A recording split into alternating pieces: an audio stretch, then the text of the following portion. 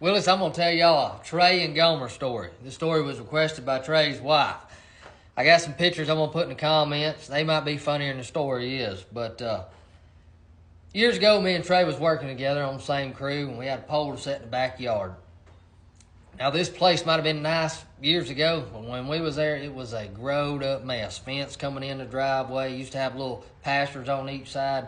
There wasn't no grass. It was small trees out there. You know what I mean? Driveway looked like this.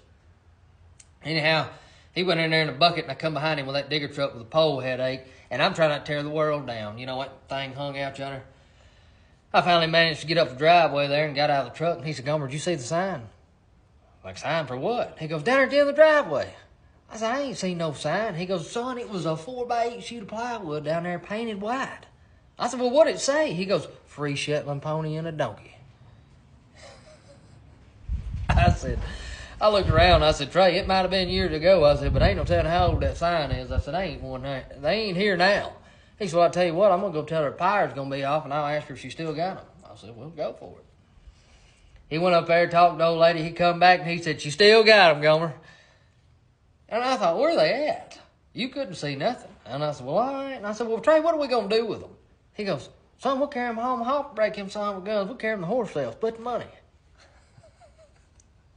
I said, well, that's the worst idea I've ever heard. Well, that was a Wednesday. Building power lines. You out there half a day on Thursday. I said, well, I guess we'll just bring the truck and trailer back tomorrow. We did. We showed back up. That little old lady, now, she was persistent. Now, you got to take both of them. They a pair. Well, yes, ma'am. Yes, ma'am. Walked out there to that barn. It's thick. Man, it's thick. Hot. I mean, it's the middle of summer. Well, she starts hollering. They just come running right up. Now, we done brought a bag of sweet feed, 50 foot of collar rope, 17 pieces of collar rope, 14 halters. I mean, we was prepared to take them home, buddy. Well, they run right up there. Next thing you know, we got halters on them. We thought, boy, we got this in the bag right here now. Yeah, they wasn't trailer broke. We brought everything but a winch. We could have used that son of a gun.